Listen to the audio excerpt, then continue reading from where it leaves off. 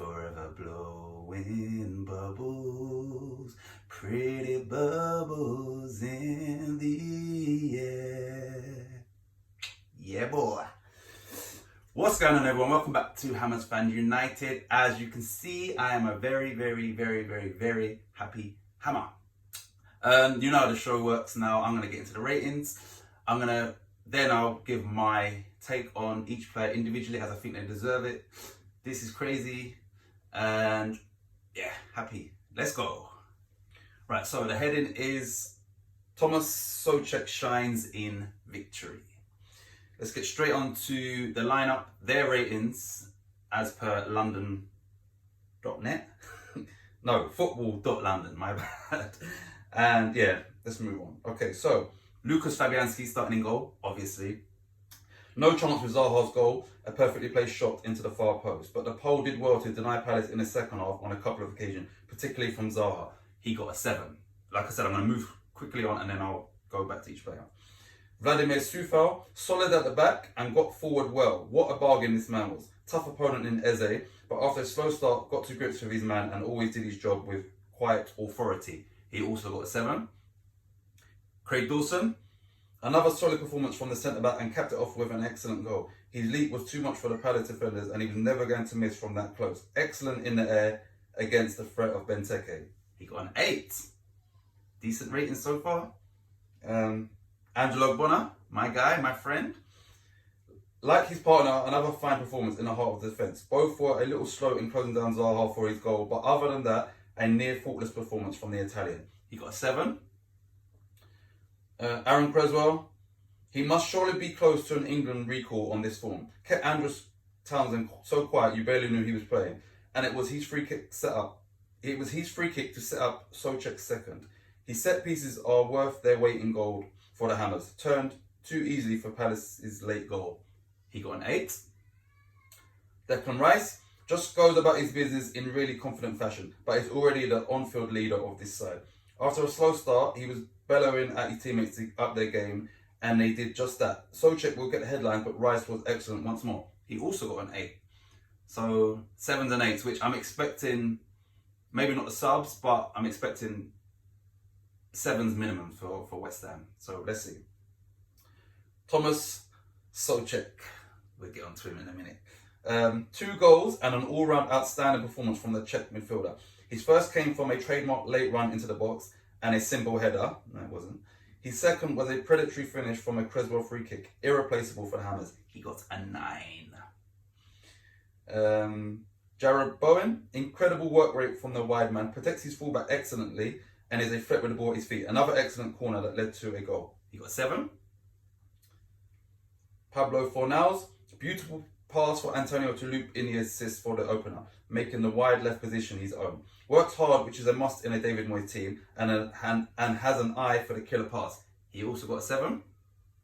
Super Czech Benrahma, off after 87 minutes. No goals or assists for the Algerian, but that does not take away from his performance. He's the most creative player in the West Ham team and is a beautiful sight when running at the defence. One run in particular in the second half was brilliant. Unlucky not to have seen Antonio score from it. He got an 8. Oh. Okay, wow. Mikel Antonio came off after 83. Not the striker's best evening. Did well for Souček's opener, but should have had 2 himself in the first half. Instead, he hit the woodwork on both occasions. The second was a particularly glaring miss. An incredible COYI save denied him in the second half. He is in the right places and the goals will come. He got a 6. Nah. Right. West Ham subs. Fredericks on 81 came on for the final 7 to add a bit of protection to Coufal. He got not applicable, so no rating there. Yarmolenko on 83 replaced the disappointed Antonio, but no time to get involved in the action. He also got not applicable. Noble on 87, too little time to make an influence, not applicable. So they didn't give the subs any ratings. Right, let's get straight back into this. I was happy with these ratings until that last one. So, right, Fabianski got a 7, and I was literally just getting comfortable in my seat, and then they scored. And at first, I thought he should have saved it. And when you look back at it, then no, he was full stretch, and it was a good finish.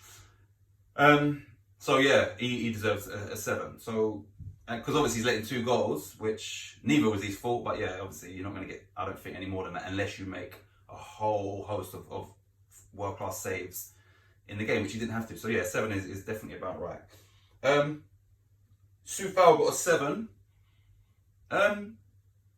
Yeah, I think it's because we've conceded 2 goals, because they've given him 8s in games where he's had a similar type of game. So maybe a 7 is about right for him as well. So yeah, I agree with that. I agree with the first 2. Craig Dawson got an 8. Ultimately, he scored the winner. It was a good header. It's a very good header, actually.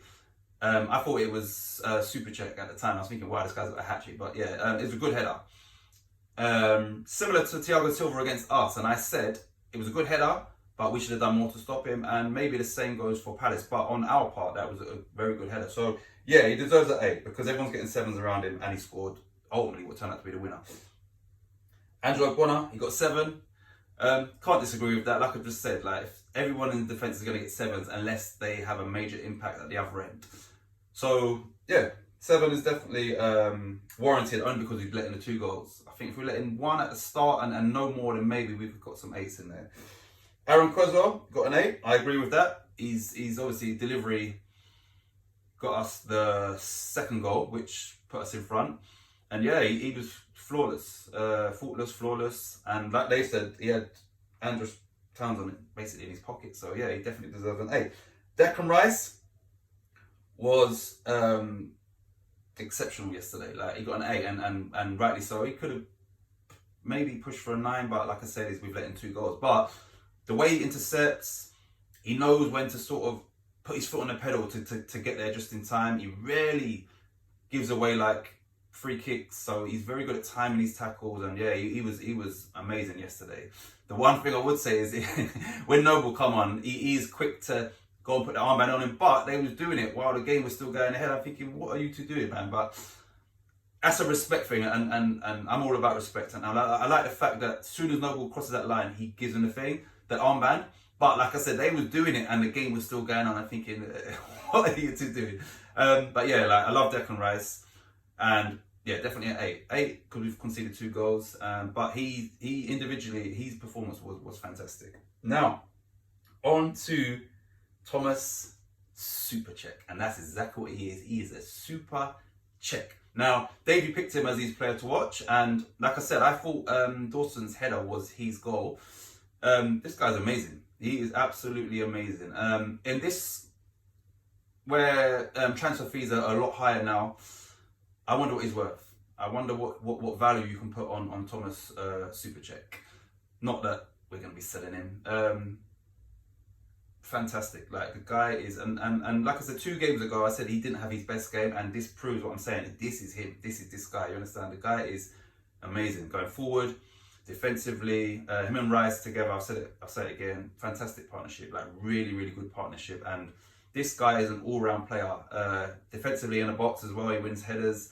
Great player, man. Like he is actually a Super Czech. Now, what I would say to the West Ham catering staff, get this guy some potato salad, yeah? Get him tubfuls of potato salad, yeah? Whatever he wants, you get him, yeah? Super Czech needs super potato salad, okay? Okay. Jared Bowen got a 7. He done really well, yeah, and he done very well. Maybe could have got an 8, but yeah, he done well, and obviously his corner set up Dawson's goal. So all of his corners yesterday, from what I can remember, they was all on point. Like there was none that you think, come on, man, like what? Like they was all in the danger zone, all put them on the back foot. So, and that's on top of his performance during the game. So. Well done to Jared Bowen, deserves a 7. Fornals, I love this guy. They gave him a 7. He has his pass for Antonio, but there was more than that. It was the composure when he picked it up in just at the start of the final third, done a little dribble, took on 2 players, then the pass came. So it wasn't just a pass. And the pass was inch perfect, because I'm thinking, when we scored, I'm thinking, did it maybe go out of play from Antonio's cross, which obviously it didn't. So that means that pass was inch perfect. So yeah, like I said, he works really hard, and now they're acknowledging what he does defensively. Great player, really, really good player. Great signing back for West Ham. And I'm happy for him because, like I said, initially he was kind of struggling when he first joined us, but now he's found his place in the Premier League and in West Ham's team. And yeah, I love this guy. Benrahma. Right, so he got an 8. Now, in the last video, I said we beat Doncaster, we set a new record, and he was getting rave reviews, and he was great in that game. Can he transfer that into the Premier League, specifically in the next game against Palace? And the answer to that is no, he wasn't great. He wasn't great at all. He was exceptional. He was a bad boy yesterday. Like, jeez, like, yeah, he was, I love that. And the thing is, there's still more to come. This guy was phenomenal yesterday. And this is what I've been waiting for. So when I've been saying, like, listen, man, take on your man and you need to be doing more, he was tremendous. Now, I'm going to just get past all the players and then I'm going to go as to what I thought, how I thought the team played. And he'll be part of that. Great performance. And he justified me picking him as my player to watch. This guy was doing bits. He got an 8. And I thought they would give him an 8, and yeah, he was amazing. And you've got to think he's got an 8 with no assists and no goals. So clearly he had a great game. So well done, Benrahma. Mikel Antonio, they gave him a 6. I'm not having that, man. I'm not having that. Like, seriously, like, now he hit the post twice. The keeper made a great save. Yeah, and you think on at least one of them he should have scored, right? But he's in those positions. He got the assist for our equaliser, which we needed an equaliser like ASAP because they've taken the lead so early. Kept it in, and the ball to him was perfect, and then his ball for Super Czech was also perfect. So I'm not having that. Sorry, nah, he's not getting a 6. Okay, I'm gonna have to put 6 because that's what they give him, but. That's a 7 performance for me, like, seriously. So, he got a 6. The subs, Fredericks came on 81 minutes, so, and we had 6 minutes of injury time, that's 15 minutes, so they could have gave him a rating, but they haven't. To be honest with you, it was a good sub, and it makes sense to have this guy further up the pitch, because, like I said, he's weak defensively. But he's got that raw pace that no one like that facing. Now, if I was the staff, and they may well be doing this behind the scenes, I don't know, is that he would have maybe individual training where it's the final third, like his delivery and beating players, and you understand, like, I would be working on that with him because he's got one thing that some people are not blessed with, and he's got mad pace. So he used that against Doncaster to great effect. So there's no reason why he can't do that in the Premier League. Because like I said, if a team's playing high at the pitch, all he's got to do is kick and run. So I think if we're going to utilise him, he's not going to get in at right back if we're playing a back 4. Because obviously Sufal's got that. So I think if we're going to use him out wide and on the training field, let's give him some personal or personalised training that helps him out in the final third. Because obviously, naturally, he's a right back, and I would imagine he's grown up as a fullback. Now, let's implement some forward type drills for him where we can maybe see like a threat, bringing him on in the last 20-25 minutes. He's got pace, and he's probably, I would imagine, he's the fastest in our team. So utilise that, because nobody likes playing against pace. No one. So, yeah, he didn't get no ratings, but well done. Yarmolenko came on 83 minutes, replaced the disappointment. No time, they said. He done well, he done okay, he done fine. Like the subs, I know we conceded after the subs come on, but it wasn't their fault. So, yeah, and Noble, obviously not enough time. But I know there was no one in the stands. I can put my phone away now. I know there was no one in the stands, but Benrahma came off on 87 minutes, and I was at home, standing ovation, just like this. Well done, Benrahma. Well done. Exceptional. Justified my player to watch. This was me. So he did get his standing ovation. Nobody saw it, apart from me. Right, so I don't want to look at my phone now. Let's say so that's 6 wins in a row at the start of the year, which is obviously the record. Joint record was we equaled the record when we beat West Brom, and that record was from 1958. So that's for David Moyes. That's obviously that's well done. Then West Brom, not an easy game, 2-1. We now beat that record, and we set a new club record, which clearly it was there for a reason. And then yesterday, top that, we have now gone 6 games on a winning streak at the start of the year. So seeing as the record's taken so long, maybe Moyes has set a record he's done something that maybe he's not going to be done again. So that's a massive compliment to David Moyes, and he's doing a fantastic job at West Ham. I was going to say, so we're fourth. We're fourth in the Premier League. Now, there's teams around us that have got games in hand. Tonight is Everton v Leicester. So if Everton win that, they would go above us on goal difference, and they've got games in hand. Villa have got games in hand. And then we won't stay there because tomorrow Tottenham play Liverpool. So regardless of the result, one of them will jump back above us. But the fact that we are fourth is great testament to everybody at the club. Like I'm full of praise for everybody. And I'm going to be honest with you, when they scored so early, I was thinking, okay, after all this time, it's going to have to be like a downer on the video. And no, I predicted a 2-2 because I thought there'd be goals. And I know going to Palace is not easy. And without checking it, I know that against them, I don't think we beat them too much. So what a result. And now, this is what I want to say. I said in the last video that we put on a football that you would class as the West Ham way against Doncaster. And for us to play those players and do it in the Premier League is going to be a lot harder because it's a balancing act. And I would have to say I was slightly wrong because I think last night's performance was amazing. Like, I really think the performance was outstanding. The football was fantastic. Now,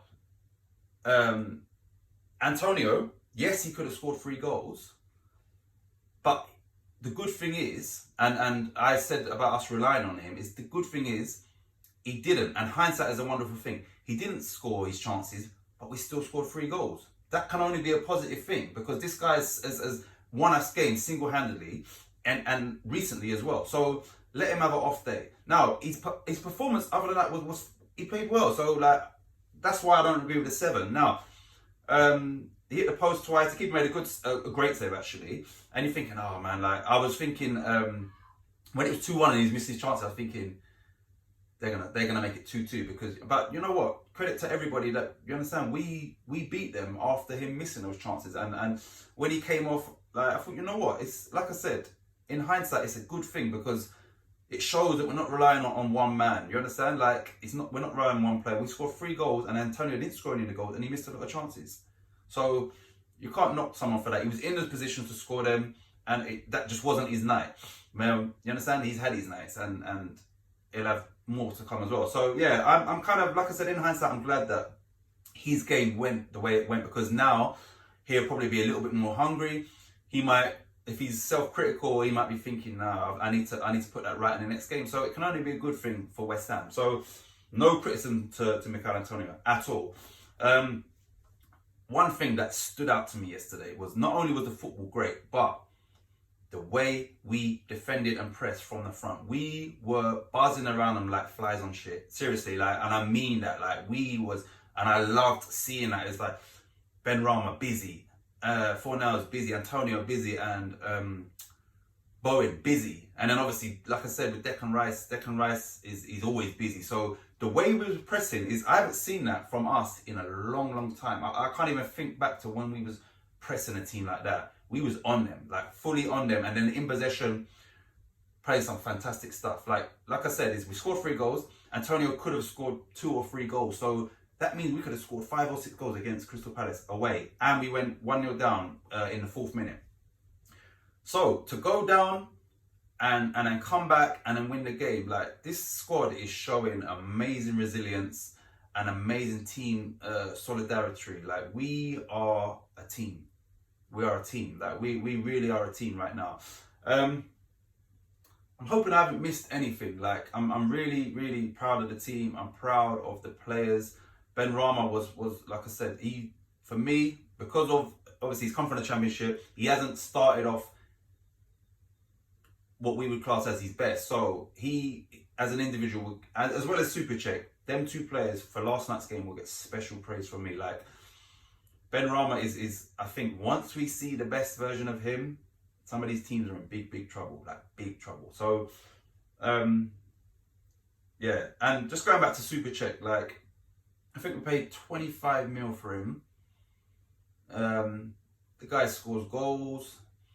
He does his job defensively.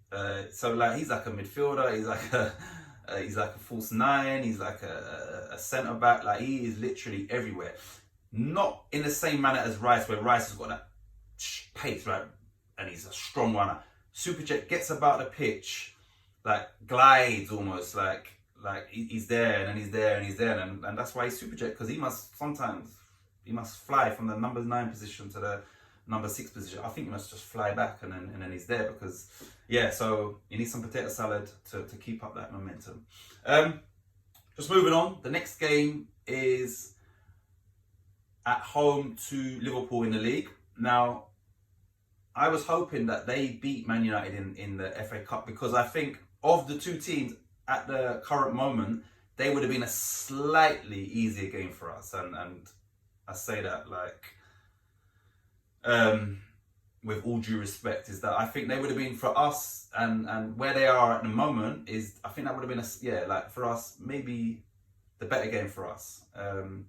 But anyway, that's for another day. But yeah, so the league game against Liverpool is this. Football is, you've seen with teams like Sheffield United and that, football's about momentum. Last year, Sheffield United was winning games 1-0, and confidence breeds confidence.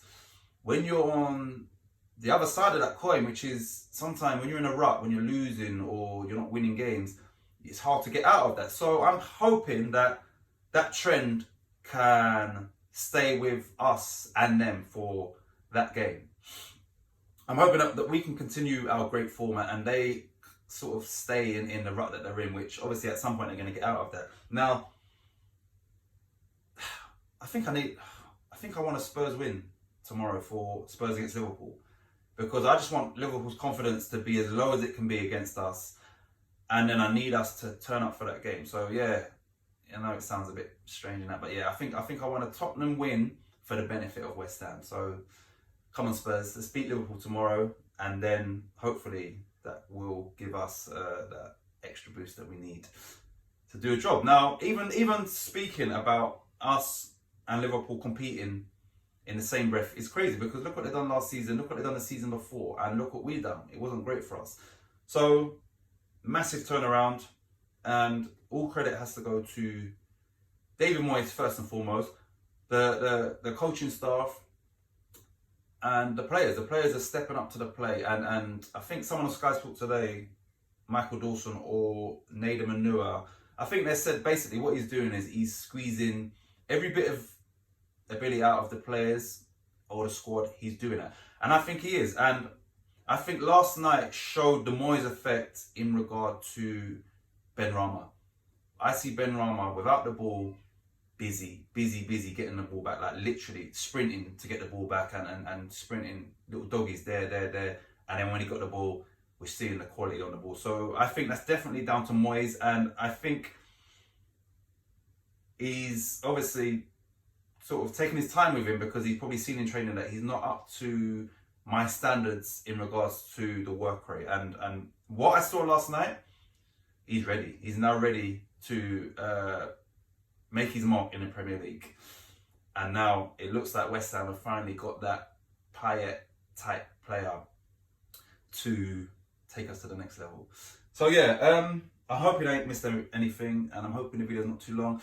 What I would say is, obviously, we put out Davey's instant reaction, like instantly, and even that it takes a bit of time. These videos that I do, they go out the day later or the next day, because obviously the filming, the setting up, the editing takes a long time. So it would be nice to put these type of videos out like within the first hour of the game, but trust me, that's not feasible. It's not going to happen.